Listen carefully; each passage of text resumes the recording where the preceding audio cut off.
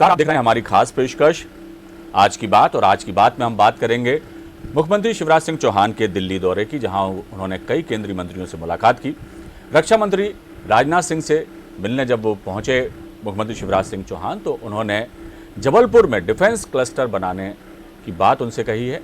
यदि जबलपुर में defence cluster बन जाता है तो निश्चित तौर पर रोजगार के अवसर बढ़ेंगे। इसके पहले मुख्यमंत्री शिवराज सिंह चौहान ने कृषि मंत्री नरेंद्र सिंह तोमर से भी मुलाकात की।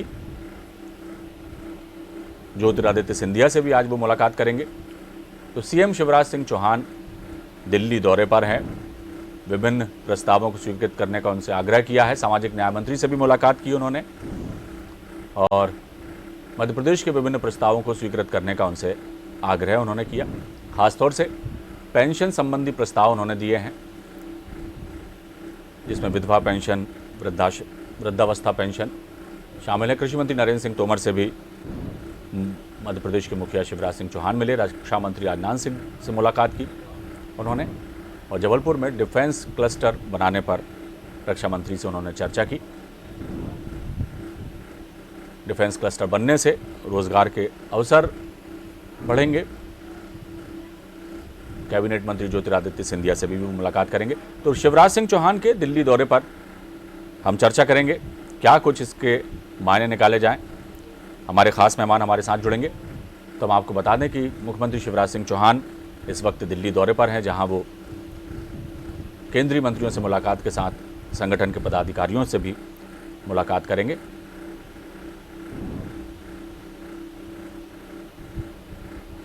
सामाजिक न्याय मंत्री वीरेंद्र सिंह से उन्होंने बातचीत की। कृषि मंत्री नरेंद्र सिंह तोमर से वो मिले। और इस खबर पर सीधे चलेंगे हम अपने मेहमानों के पास। दीपक बलेचा हैं, बीजेपी नेता हैं। दीपक जी, आपका बहुत स्वागत हमारे कार्यक्रम में। अमित तावरे हैं। अमित, आपका बहुत स्वागत हमारे कार्यक्रम में। अमित, सबसे पहले चर्चा का आगाज आपसे ही करता हूं। कैसे देखते हैं मध्य प्रदेश के मुखिया के दिल्ली दौरे को आप? अमित, हेलो। अमित, आप सुन पा रहे हैं हमें? हाँ, मुझे आवाज आ रही है आपकी। अमित, किस तरह से देखते हैं शिवराज सिंह चौहान जी के दिल्ली दौरे को? देखिए, इसमें कोई नई बात तो है नहीं। 15 साल के पहले भी मुख्यमंत्री थे और अभी भी मुख्यमंत्री हैं जी। हमेशा जब भी ऐसा कोई राजनीतिक घटनाक्रम उनके खिलाफ होता है या उनके पक्ष में होता है तो वो जो है दिल्ली की अपनी यात्रा करते हैं। लेकिन सबसे महत्वपूर्ण बात यह है कि यदि हमको किसी भी चीज को समझने के लिए उसके इतिहास की ओर जाना चाहिए जी। जब से शिवराज जी मुख्यमंत्री बने हैं, जब भी वो दिल्ली गए हैं जी, और दिल्ली से आने के बाद प्रदेश के लोगों का क्या भला हुआ है, ये सबसे महत्वपूर्ण विषय है। जनरल मेल मुलाकात है और अपना राजनीतिक स्कोर सेटल करने के लिए वो वहां गए हैं, सबसे मिलकर आए हैं। चाहे नरेंद्र सिंह जी की हम बात करें, कृषि मंत्री हैं, लेकिन किसानों का क्या हाल है मध्य प्रदेश में, आपने हमने सबने देखा है किस तरीके से किसान हर चीज के लिए परेशान है। पेट्रोल डीजल के जो रेट किस तरह से बढ़े हुए हैं। मुझे लगता है शिवराज जी को जो वो बोल रहे हैं कि प्रदेश की खुशहाली के लिए वो सबसे मिलने जा रहे हैं, तो खुशहाली का रास्ता है वो दिल्ली में नहीं है केंद्रीय मंत्रियों के पास। सबसे बड़ा खुशहाली का रास्ता शिवराज जी के पास है, जो पेट्रोल डीजल पे जो वैट टैक्स ले रहे हैं, यदि वो कम कर दें तो सबसे बड़ा खुशहाली का रास्ता होगा। और एक सकारात्मक विपक्ष होने के नाते हम भी उस निर्णय की मांग भी करते हैं और यदि वो करते हैं तो हम इसका स्वागत भी करेंगे। चलिए अमित, आपके पास लौटूंगा। दीपक जी के पास पहुंचता हूं। दीपक जी, दिल्ली दौरे पर है मुख्यमंत्री शिवराज सिंह चौहान। निश्चित तौर पर जब केंद्रीय मंत्रियों से उनकी मुलाकात है तो कई प्रस्तावों पर चर्चा भी हो रही है। मध्य प्रदेश में किस तरह से चीज़ों को और बेहतर किया जाए, केंद्र से क्या कुछ सहायता मिल सकती है और इन मंत्रालयों से क्या कुछ जो है सहयोग मिल सकता है, उस पर चर्चा होगी। लेकिन ये बात अमित जी ने जिस तरह से कही है, ये बात भी सही है कि मध्य प्रदेश में जिस तरह से पेट्रोल डीजल के दामों में बेतहाशा बढ़ोतरी होती चली जा रही है, और मध्य प्रदेश एक ऐसा राज्य है जहां सबसे ज़्यादा टैक्स भी लिया जा रहा है। और जब बात किसानों की होती है तो किसान जो हैं इस महंगाई में पेट्रोल डीजल की कीमतों के बढ़ने से अछूते नहीं हैं। सबसे ज़्यादा दिक्कतें उन्हें भी हो रही है क्योंकि डीजल के दाम बढ़ने से उनकी कई चीज़ों पर, खेती किसानी पर असर पड़ता है। तो इस दिशा में सरकार जो है बिल्कुल भी कहीं से कहीं तक ऐसा कोई भी इशारा सरकार की तरफ से नहीं मिलता, चाहे राज्य सरकार की तरफ की बात करें हम या केंद्र सरकार की बात करें कि आने वाले समय में पेट्रोल डीजल के दाम कम होंगे, लोगों को राहत मिलेगी, क्योंकि इनके दाम बढ़ने से पूरा ही जो है सारी चीज़ों पर इसका असर पड़ता है।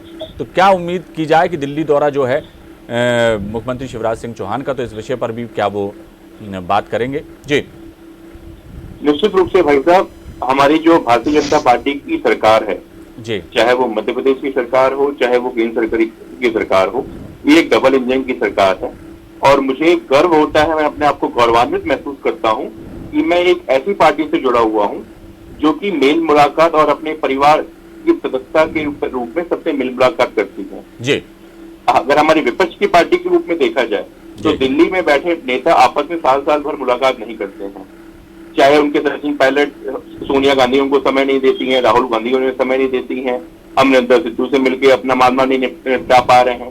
पर हमारी एक ऐसी पार्टी है जो एक चाहे प्रदेश स्तर का कार्यकर्ता हो चाहे केंद्र स्तर का कार्यकर्ता हो, हर कोई एक परिवार के रूप में मिलते हैं और जो प्रदेश के विकास की स्थिति जो है उसके बारे में बात करते हैं।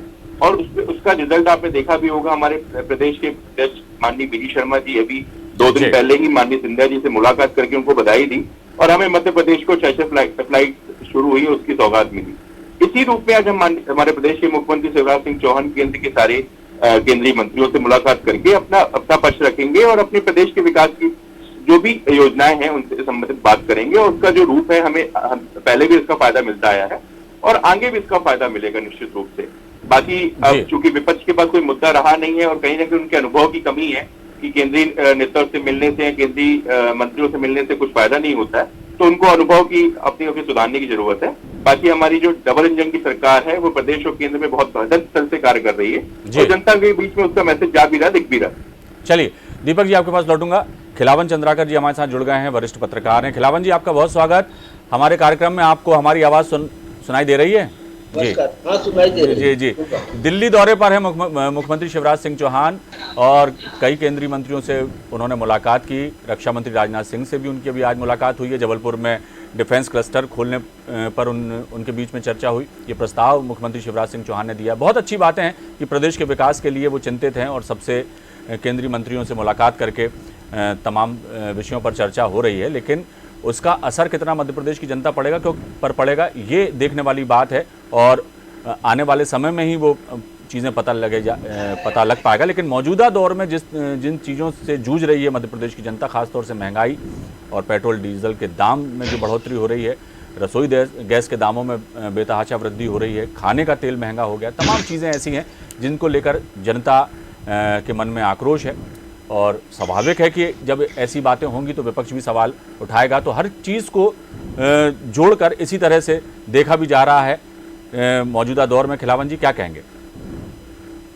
देखिए अविनाश जी, मुख्य बात यही है कि मध्य प्रदेश को जो लगातार मध्य प्रदेश के साथ देश में भी लगातार जो पेट्रोल डीजल की कीमतें में वृद्धि हो रही है उस पर मध्य प्रदेश पर सबसे ज्यादा फोकस लोगों का है, क्योंकि मध्य प्रदेश ही एकमात्र ऐसा स्टेट है जहां सबसे ज्यादा स्थानीय स्तर पर वेट लग रहा है, स्थानीय स्तर पर शिक्षा उपकर लग रहा है।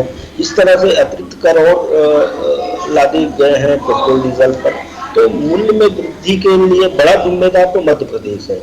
इसलिए मध्य प्रदेश, मुझे लगता है प्रदेश के मुख्यमंत्री देश के वित्त मंत्री से मिले और ये कहे कि केंद्रीय करों में कुछ कटौती करें, तो मुझे लगता है कि ये असंभव बात है। वो इस तरह का निवेदन नहीं कर पाएंगे, क्योंकि अपने घर को पहले सुधार लें फिर पूरे देश को सुधारने की बात करेंगे। दूसरी महत्वपूर्ण बात यह है कि जीएसटी काउंसिल की जब भी बैठक होती है, जीएसटी काउंसिल के मुखिया वित्त मंत्री होते हैं, तो मुझे लगता है कि पेट्रोल डीजल को भी जीएसटी के दायरे में लाने के लिए जो लंबे समय से मांग लंबित है, लंबे समय से देश के विभिन्न राजनीतिक दल, पब्लिक और व्यावसायिक संगठन, सारे लोग जो है मांग उठा रहे हैं कि इसको जीएसटी के दायरे में लाया जाए ताकि मूल्यों पर नियंत्रण हो सके।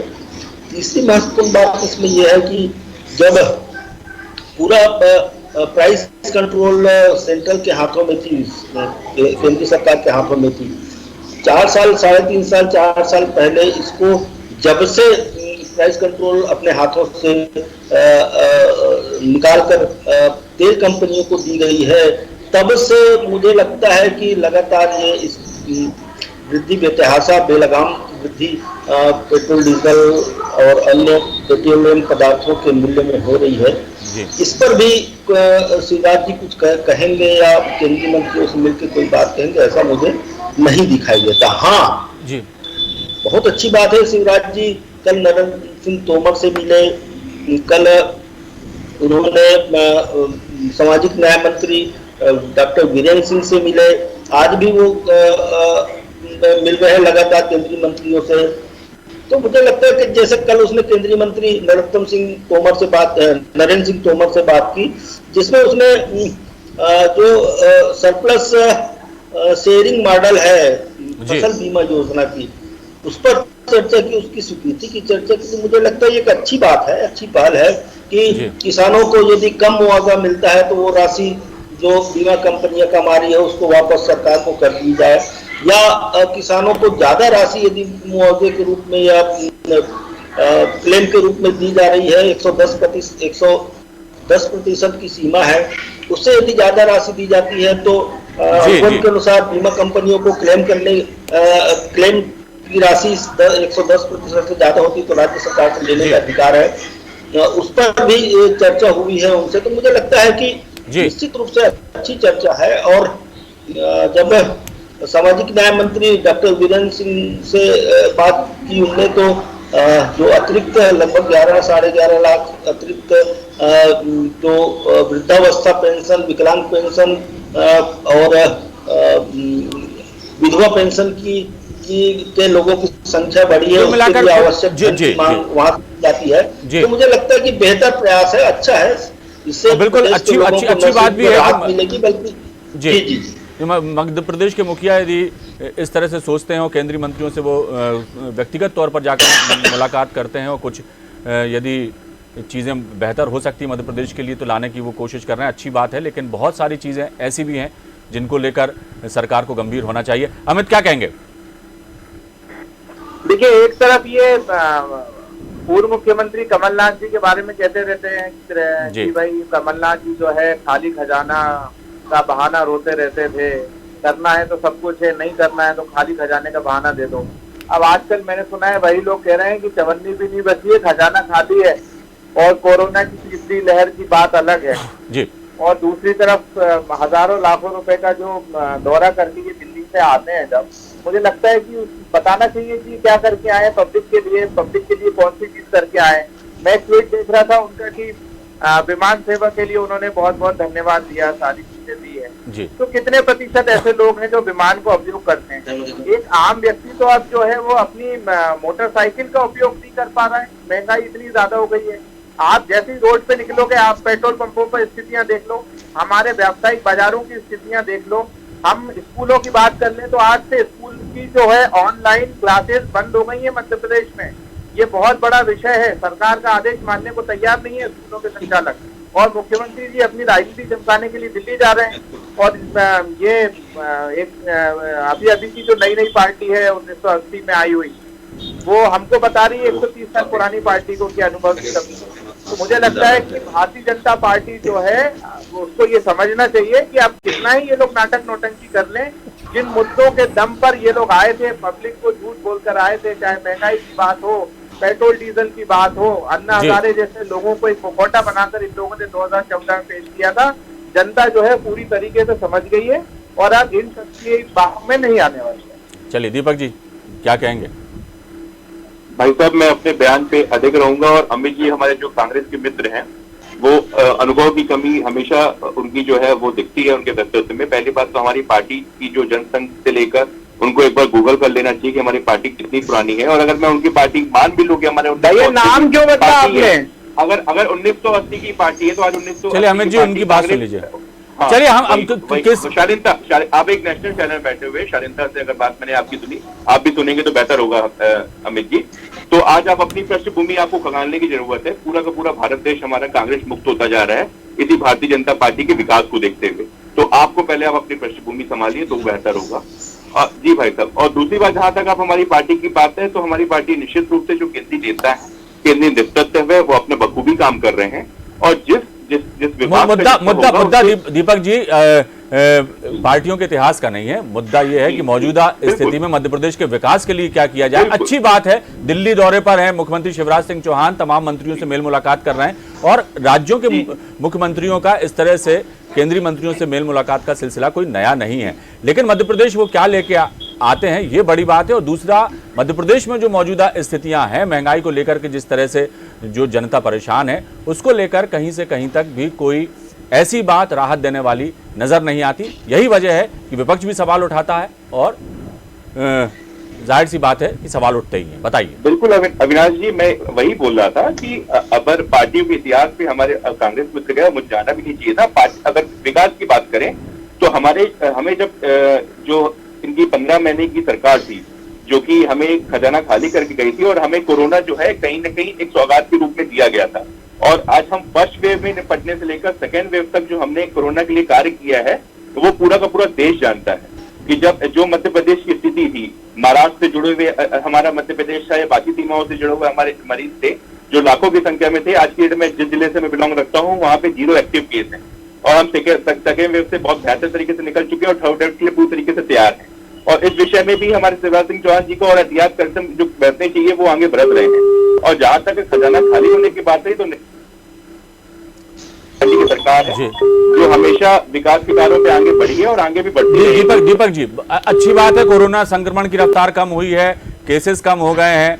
आने वाले जो नए नए खतरे कोरोना जनित बीमारियों के तहत आ रहे हैं, नए नए वेरिएंट आ रहे हैं, उस पर भी सरकार गौर कर रही है। अच्छी बात है, होना भी चाहिए, दायित्व बनता है सरकार का ऐसा ये तमाम चीजें और उपक्रम करने का। लेकिन सबसे बड़ी बात यह है कि कोरोना काल में जो नुकसान हुआ, आर्थिक गतिविधियों बंद रहने से जिस तरह से व्यापारियों को नुकसान पहुंचा, लोगों की नौकरियां चली गई, रोजी रोजगार लोगों के ठप हो गए, ऐसे में ठीक है कि अब सरकार पूरी स्थितियों को पटरी पर लाने की कोशिश कर रही है। लेकिन इस दौर में जो महंगाई बढ़ी, जो चरम सीमा को छू रही है, उसे कम करने के लिए, एक आम जनता को राहत देने के लिए सरकार को क्या कुछ करना चाहिए, ये स्थितियां स्पष्ट नहीं है और सवाल यही है। जी दीपक जी।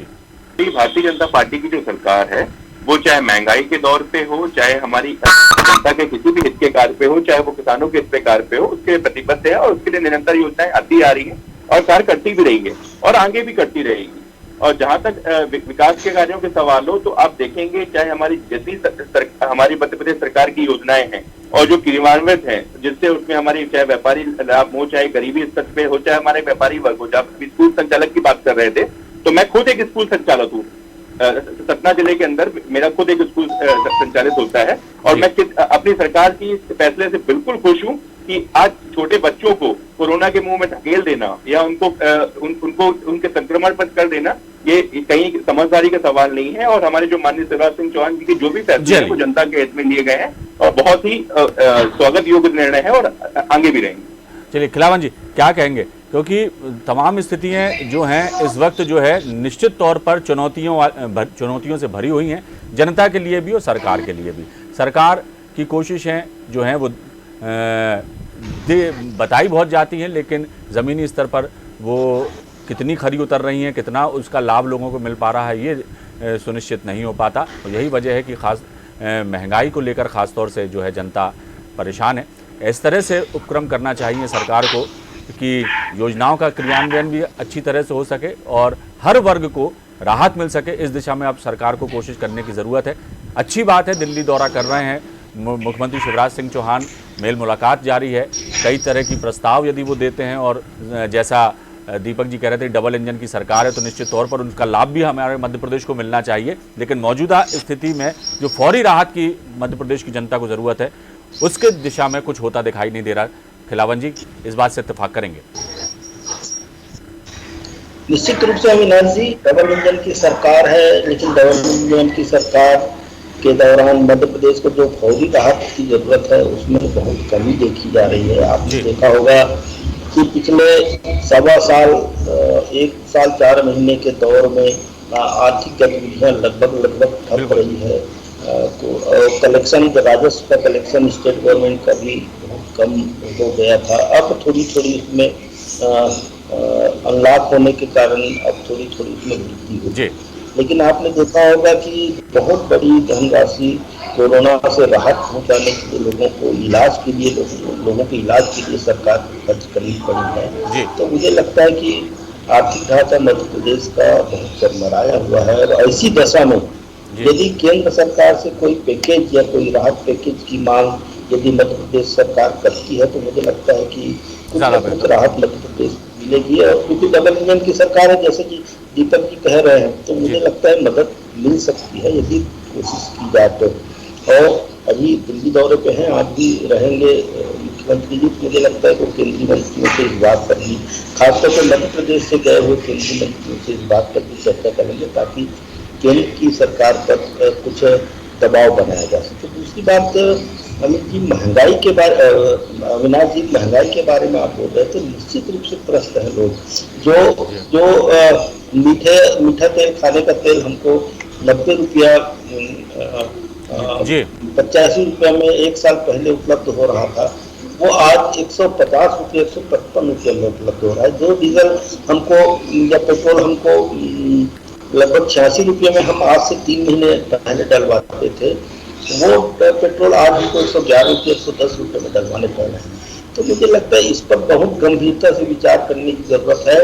और महंगाई ही एकमात्र ऐसी चीज है जो सरकार को बनाए रखने और सरकार को बनाए रखने के विपरीत निर्णय करने के लिए जनता बहुत स्वतंत्र रहती है। इसके बहुत गंभीरता से यदि सरकार को बनाए रखना है जी, बिल्कुल खिलावन जी, सरकार को कायम रखना है, तो इस बात पर बहुत गंभीरता से उनको जोर देना चाहिए ताकि कोई विपरीत परिस्थिति उनके दल, उनके सरकार और स्वाभाविक तौर पर पूरा देश भी एक तरह से मध्य प्रदेश की तरफ ही देख रहा है पेट्रोल डीजल के दामों को लेकर कि मध्य प्रदेश में सबसे ज्यादा दाम है। यदि यहाँ पर कोई इस तरह का फैसला होता है, जनता को राहत देने वाला फैसला होता है, तो निश्चित तौर पर देश के अन्य राज्य भी उसका अनुसरण करेंगे या उनको अनुसरण करने के लिए उन पर दबाव बनाया जा सकता है। लेकिन पहल तो करना पड़ेगी।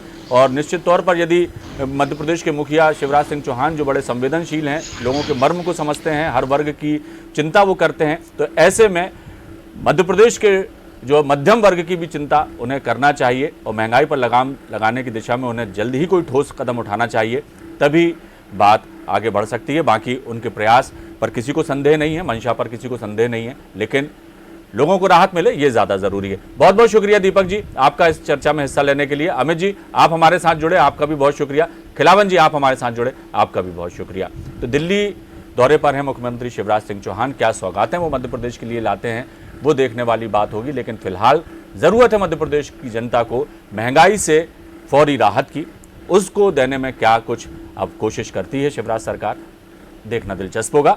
फिलहाल दीजिए इजाज़त, बने रहिए आप हमारे साथ। खबरों का सिलसिला लगातार जारी है। नमस्कार।